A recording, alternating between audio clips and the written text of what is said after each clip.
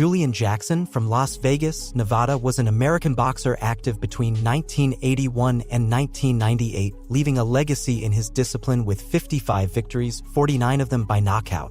With a deadly punching power, today we invite you to a countdown of 3 of Jackson's most brutal knockouts and, as a bonus, 2 of the most painful moments when he was a victim, comprising 2 of the only 6 occasions he was defeated. Are you ready to experience it with us? Stay until the end. We begin our countdown on July 30th, 1989, the night when Julian Jackson faced Terry Norris at the Atlantic City Convention Center in New Jersey. Joe Cortez, a legendary figure in boxing history, served as the referee, while Luis Rivera, York Van Nixon, and Jaime Provenza were the judges. It was Jackson's 3rd defense of the super welterweight title of the World Boxing Association, and he was determined not to let Norris pose any threat to his reign. Despite Norris's youthful vitality at 22 years old, Jackson's experience prevailed that night in the ring. Norris frustrated the champion's offense with lateral movement, launching punches and smoothly retreating from the start. Jackson had to chase his cunning opponent for a round and a half before landing a decisive blow. Norris and his people are well aware of the fact that he generally just comes out and wails with both hands. In the second round, Jackson added a technical knockout to his professional record when Joe Cortez stopped the fight after 1 minute and 37 seconds from the opening bell. A combination of right, left, and right punches sent Norris directly to the canvas. Incredible knockout ratio of Jackson. Whoa! And then right to that, Terry Norris! Despite surpassing the count of 9, the glassy look in his eyes made it clear he couldn't continue. After the fight, Jackson mentioned that he knew his opponent was out of contention after the first punch but continued hitting him. He also took the opportunity to send a message to Mike Tyson, another lethal hitter of the time and a current legend in the sport, stating that he could do it too. A year earlier, Julian Jackson had already made headlines by defeating Buster Drayton, a native of Philadelphia, Pennsylvania, in a short but exciting fight. Drayton had been on a career upswing, winning against Leroy Jones by technical knockout in the 4th round after losing to Matthew Hilton by unanimous decision in a grueling 15-round match. On July 30th, 1988, at the Harrah's Marina Hotel Casino in Atlantic City, New Jersey, Jackson defeated Drayton by technical knockout in the 3rd round of a scheduled 12-round bout, securing another victory for his professional record. From the beginning of the fight, Jackson was determined to achieve an early victory, causing damage to Drayton's body from the 2nd round onwards. The right hand to the midsection, and again. Tim Jackson fights strictly by the so far. He's feeding those body punches into Drayton. Pretty good. Drayton hit the canvas during the 2nd round, a foreshadowing of what would be his inevitable defeat. Surviving the count and keeping some distance, he managed to last until the end of the round. Back of the head of Drayton. There you see, there goes a right hand. Drayton down.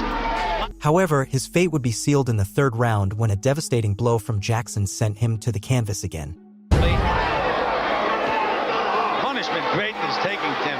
Big round for Jackson here, this last 30 seconds particular. And Drayton is still firing back. Oh, a big left hand. Oh, a tremendous left hand. Hook. Rising to continue the fight, Jackson's onslaught made him a victim of a massacre that he could not escape, leading to Tony Perez stopping the fight just 3 seconds before the round ended.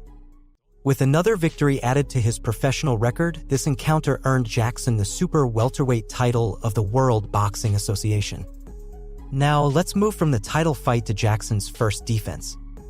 On February 25, 1989, Julian Jackson defended the super welterweight title of the World Boxing Association for the first time against Francisco de Jesus, a fighter from São Paulo, Brazil.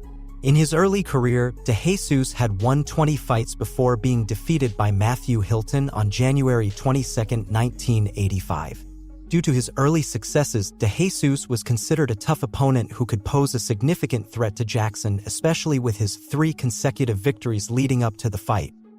That night, at the Las Vegas Hilton in Las Vegas, Nevada, tensions were high.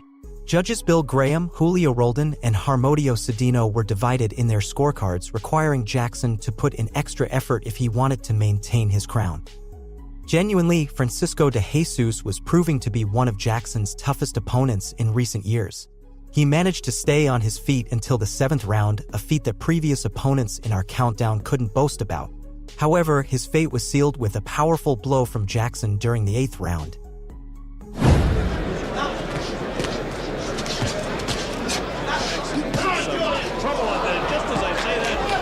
Referee Mills Lane began the safety count only to realize that the fight had come to an end. Thus, Jackson was declared the winner by knockout at 2 minutes and 19 seconds of the 8th round, successfully retaining his title. Closing our countdown, we've saved a small twist for the end. To relive it, we need to go to May 7, 1994, the night when Jackson faced Gerald McClellan at the MGM Grand in Las Vegas, Nevada. On that day, judges Bill Graham, James Jenkin, and Cindy Barton could go home early, and referee Joe Cortez, making his second appearance in the countdown, wouldn't have a very challenging officiating job. In this case, Jackson would enter the ring as the challenger, threatening to strip McClellan of the World Boxing Council middleweight title in his third defense. It seemed that the odds were not in Jackson's favor when early in the round, McClellan landed a punch on his chin, followed by a straight right that made his challenger's world start to wobble. But Julian Jackson starts in a hurry. As you can see, there's nice, good. There it is. McClellan's chances of relinquishing the title seemed even slimmer when, a few seconds later, he sent Jackson directly to the canvas. Jackson slips. Jackson had the will to recover from the brutality he had just experienced in such a short time. However, McClellan's offensive was far from calming down, and once the fighter resumed his attack, he knocked the staggering Jackson down for the final time. Legs out from under you. Ooh, nice shot by Julian. Chance of South. Oh, there. Julian gonna win it right in. Down, go. This time, Jackson would be lying on the canvas, listening to the legendary Joe Cortez counting to ensure that he couldn't continue the fight, not his opponent. This minute, and there's a minute left to go. Can McClellan finish him off? He's down again. Finally, McClellan was declared the winner by knockout at 1 minute and 23 seconds into the bout. But here comes the twist. This would be the second encounter between the two fighters since on May 8, 1993, at the Thomas and Mack Center in Las Vegas, Nevada. Julian Jackson and Gerald McClellan would face off for the first time in what would be Jackson's 5th defense of the World Boxing Council middleweight title. In this match, McClellan secured victory by technical knockout at 2 minutes and 9 seconds of the 5th round, and the fight was named Knockout of the Year by the Ring magazine.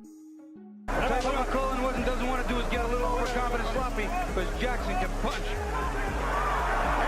We thank you for accompanying us until the end of the countdown and remind you that there is no better way to support our content than by leaving a like on the video and subscribing, activating the notification bell. Now that you know about these lethal punches, which one was your favorite? We'll read your comments.